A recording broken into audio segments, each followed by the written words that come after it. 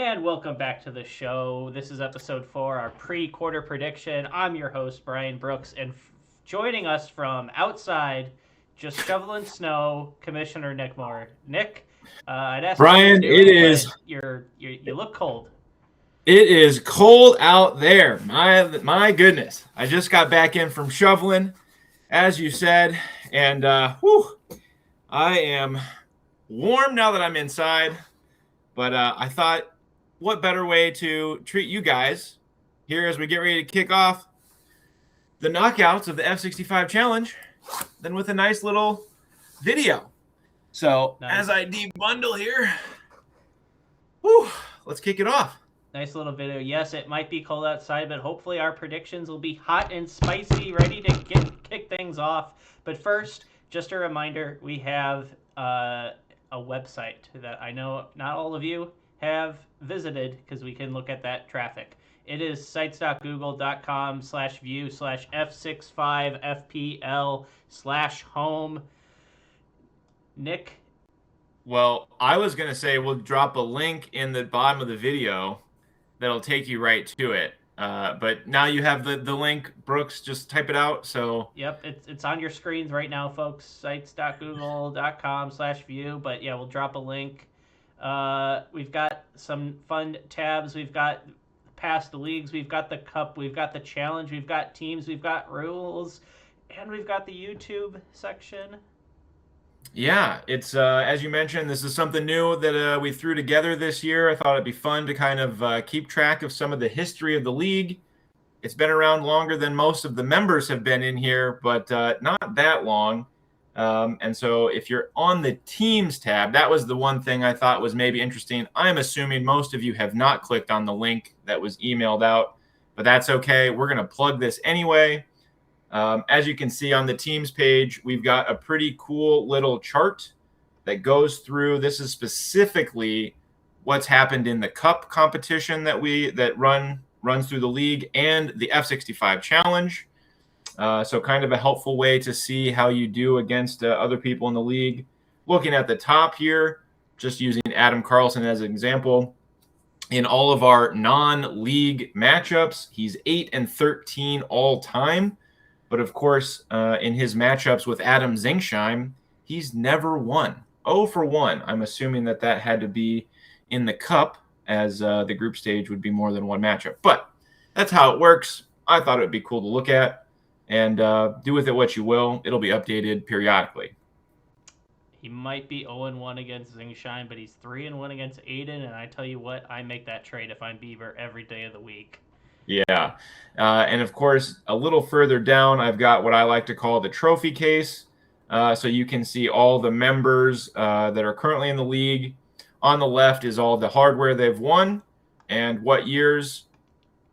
On the right is each individual year. And then further down is the previous members that are currently inactive. But there's not a ton to look at there. I just thought it was fun to look at. And if you have some spare time out there, then, whatever. Knock yourself out. I don't care.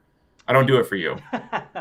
Yeah, due to the limitations of the F65 supercomputer, we actually can't show that part of the page, so we're going to keep that trophy case as a suspense. Once we get to about, what did we say in our pre-show overview, 100 members, we can upgrade the supercomputer. That's our goal. That's our goal, is 120 members. That is not our goal, but we can handle 120 pretty easy based on some back-end arithmetic. But 121, we are effed. But that's not why you're here. You're here to get our hot and spicy predictions. Hot and spicy. California roll style. California roll style. Speaking of California, doesn't live there anymore, but he used to. Sean Newland versus Nick Moore is our first matchup in the pre-quarters. We've got the second seed out of Group B versus the third seed out of Group C. AKA the group of death. Nick, this is you. What are your thoughts? Yeah. No, I thought it would be interesting, right? We're getting ready to go to the knockouts. It's 2 weeks. It's a 2-legged tie, and it's back-to-back. No pause in the middle here. So first, I'm saying let's look at some recency bias. Let's look at the last 2 game weeks and see what would have happened if we would have been playing. And Newland and myself, I would have won the overall matchup. Newland would have lost the first leg and then won the second leg, but I would have had a superior goal difference. So if we would have been doing this over the last 2 weeks, Newland, I'm sorry to say, but you'd be gone. Mm-hmm. So don't let that influence you, but maybe a sign of things to come. As they say in life, timing is everything. Is it a sign of things are come, or does Nick peaking too early? Time will tell. We do have a couple. There seems to be some overlap between these two teams. Not a lot is going to separate Nick from Newland. Yeah, I mean, I think the league as a whole in the last week was really bunched between like 40 and 45 points. So I was kind of expecting when we put this together, there'd be 6 to 7 players on all these rosters that overlap, and that surprisingly was not the case. Newland and I do have, or did have, I have no idea what transfers he or I made. I mean, I know what I did, if anything, but last week we had 5 players that were the same: Holland, Thiago, Chalaba, Urian Timber, and Mukiele, the Sunderland defender. So, right, it's really on those other 10 players, right? I mean, you don't know who's going to be on the bench that's going to decide this one. And, you know, I thought 5 would be on the lower end. Actually, 5 ended up being on the higher end. So we'll see what happens here the next 2 weeks. All right, Nick, you might have won the prior 2 weeks, but we know that's in the past. And the matchup are these next 2 weeks. Give us your take. Give us your thoughts. Are you going to pull this out? You know, Brooks, I'm always going to back myself, but I'm not going to do it publicly on a YouTube show. So, as somebody with skin in the game here, I'm going to abstain from making an official prediction on this one.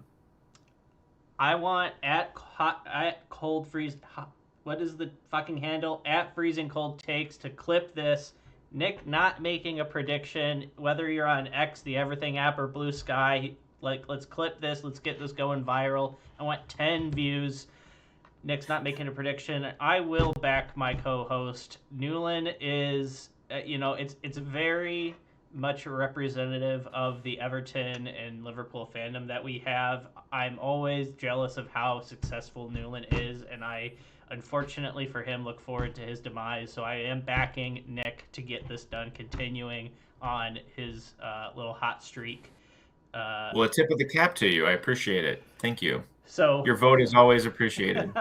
let's see if that happens. But moving on to the next match of the pre-quarters, we've got Nate Boscher versus Jamie. That's the second team out of the group of death versus the third seed out of Group B in Jamie. And Brooks, the lead up into this one is maybe surprising, right? Nate Boscher, second in the league. He's hit a little bit of a cold patch. But 2 weeks ago, he put Jamie in his place. He would have won that matchup pretty handily by 14 points, I believe. But you know what? This past week, Jamie put up the hot score of the round, and he actually would have pulled it out on point diff. And if the last 2 weeks are any indication, Jamie could have some big things in store here, as he would have knocked Boscher out in this hypothetical world. So, pretty crazy. That is. So, Jamie checking his lineup, or just a hot flash in the pan, remains to be seen. You know, Nate's is battle tested from the group of death, so maybe he's been taking it easy these last couple weeks.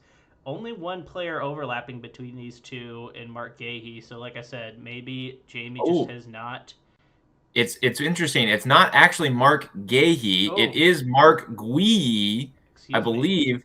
The overlap is I think at the very beginning of the year, he was like a $4 million forward that was transferred. He was like loaned out to one of the smaller clubs, and he was going to start. And then Chelsea recalled his loan at the beginning. So he was like an enabler at the very beginning. And I'm pretty sure neither of these guys have gotten rid of him just because he's a super cheap dude and he just sits on their bench. Interesting. Well, But yes, I can see the confusion. yeah, nope, that's what I get for not looking at our show notes that closely. Uh, Jamie, you're checking your lineup. I'm choosing to believe you're gonna get the dub.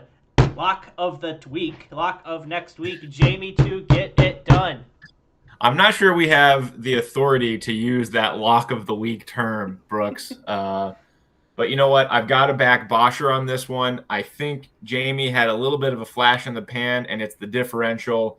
If you look at, there's no overlap, and I think Bosher's team is probably closer to the template team than Jamie's. I'm assuming week one set it and forget it lineup.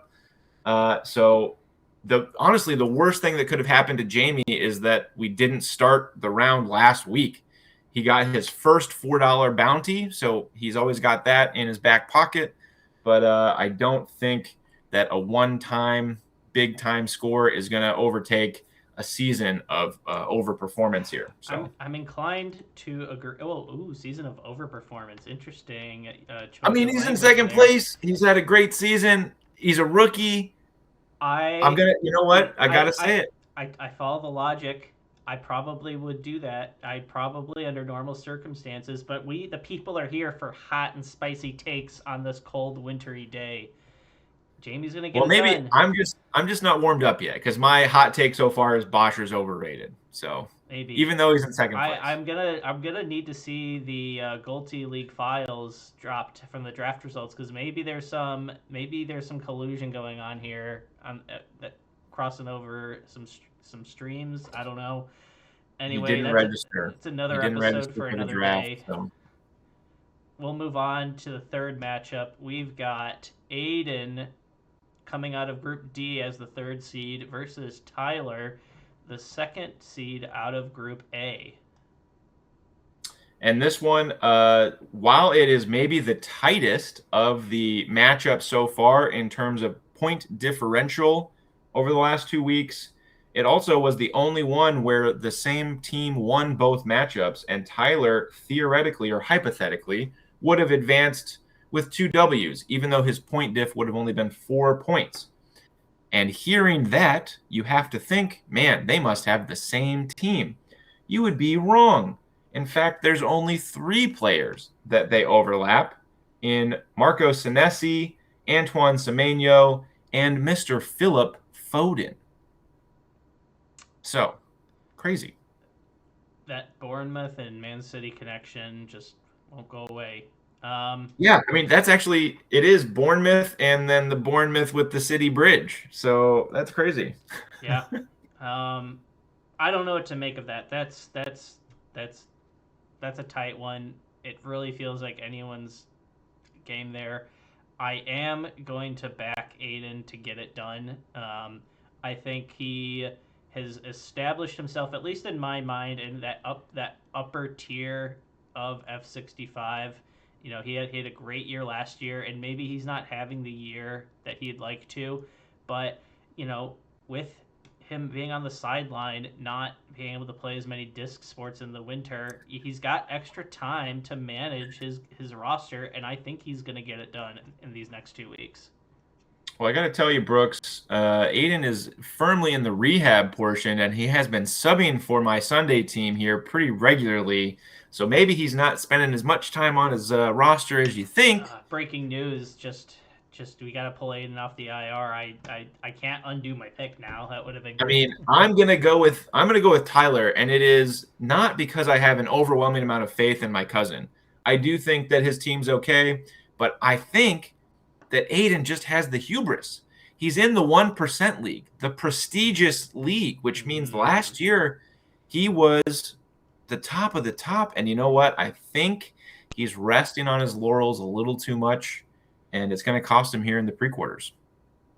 I can't argue with that logic. Just I can't, and I'm not going to. Also, I can't stand that he's a 1%er. So Eat the rich. Looking at you, Aiden. And our final matchup will be Adam Bieber Carlson coming out of Group D as the second seed versus Michael Bogart himself, the third seed out of Group A. looking at the last 2 weeks, it would have been, another narrow one. Bieber had had one win, one loss, and a point diff of 7. It looks like. Um, these teams seem to be evenly matched. This could be like you might have your TV set to Bosher versus Jamie just to see the Giant being played by the Giant Slayers, but this one might just be a banger on your second screen that you weren't paying attention to, and then all of a sudden you look up and it's 7-7 going into extra time in the second leg. That's the feeling I'm getting from this one. Yeah, I mean, they do have the most overlap between the two of them, so I think a tight match is definitely in store. They've got Dubravka, Gahey, the actual guy that we were referencing earlier, Rogers, Rice, Semenyo, and Holland, right? So a little bit of a template team there between their overlap. And so not a lot of, I mean, there's some big hitters in there, so maybe there's not a ton of money for the rest of their roster for like the big names like a Palmer or um, uh, some of the other big money guys. So, that and those margins are where the victories are at. So I do think this is going to be my vote for the closest matchup of the four. But I think in the end, I'm going to back Bogert to squeak it. I'm saying goal diff of like 3 points, but I'm going Bogert because if you look at his history, every time you think this is when he's down and out, his team's kind of in the middle, boom, he comes back, he squeaks it out, he gets through, he advances, and you know what you got to do, Brooks, is win your clunkers. So You do have to win your clunkers. It looks like we're going to be split again. I'm backing Bieber. Um, it's just one of those gut feeling things where sometimes you have no reason to pick something other than it makes sense. Bieber, I think we're going to see a run from Mr. Carlson, and it starts right here in the pre-quarters. wow, that was spicy. That was California roll spicy. So just to recap, we've got Newland versus yourself, and you didn't make a vote. Winner will play Jim Jam Wiesbrock. We've got Nate versus Jamie. Winner will play Zingsheim. We got Tyler versus Aiden. Winner plays Travis. And Adam Bieber Carlson versus Bogert. Winner plays Jacob. We're divided. We will hopefully remember what picks we made, so when we recap the pre-quarters, we can see how we did and preview the quarterfinals. But that's all that we've got in our show notes. Nick, anything you want to plug before we get out of here? No, I was hoping we'd make it quick and dirty, and it was maybe not as quick, but it was certainly dirty. Certainly dirty, hot, spicy, and dirty. Title of not our sex tape. Title of your sex tape. Until next time, I'm your host Brooks. He's Nick. Stay warm, Madison. Peace.